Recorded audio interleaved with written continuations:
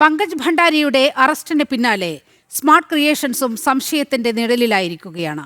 2019 മുൻപും ശബരിമലയിൽ കൂടുതൽ സ്വർണ്ണക്കൊള്ള നടന്നതായാണ് സംശയം. കന്നിമൂല ഗണപതി, നാഗരാജാവ്, മാളികപ്പുറം ക്ഷേത്രങ്ങളിലാണ് സ്വർണം പൂശൽ നടന്നത്. ഇതിലും സ്വർണ്ണക്കവർച്ച നടന്നിട്ടുണ്ടോ എന്നാണ് സംശയം.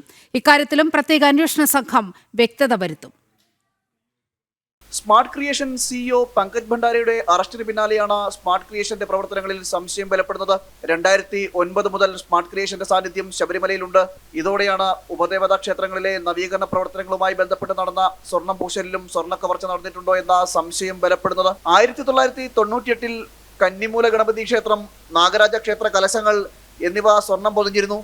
എന്നാൽ 2011 സ്മാർട്ട് ക്രിയേഷൻ സ്വർണം പൊതിഞ്ഞപ്പോൾ ഈ കലശങ്ങൾ എന്തു ചെയ്തു എന്ന ചോദ്യം അവശേഷിക്കുകയാണ്. വിജയ് മല്യ 5 കലശങ്ങളിലായി 1124.930 ഗ്രാം സ്വർണമാണ് പൊതിഞ്ഞത്. ശബരിമലയിൽ 2011 ഉപദേവതാ ക്ഷേത്രങ്ങളുടെ മേൽക്കൂര സ്വർണം പൊതിഞ്ഞതായി സ്മാർട്ട് ക്രിയേഷൻ ഫേസ്ബുക്കിൽ പോസ്റ്റ് ഇട്ടിട്ടുണ്ട്. ഇതോടെയാണ് ശബരിമല സ്വർണ്ണക്കൊള്ള ആസൂത്രിതമായി നടന്നതാണോ എന്ന സംശയം ബലപ്പെടുന്നത്. ഇക്കാര്യത്തിൽ ഇനിയും വ്യക്തത വരേണ്ടിയിരിക്കുന്നു. സ്മാർട്ട് ക്രിയേഷന്റെ പ്രവർത്തനങ്ങളുമായി ബന്ധപ്പെട്ട വിഷയത്തിൽ പ്രത്യേക അന്വേഷണ സംഘത്തിന്റെ കണ്ടെത്തൽ ഇനി നിർണായകമാകും. ജനം, തിരുവനന്തപുരം.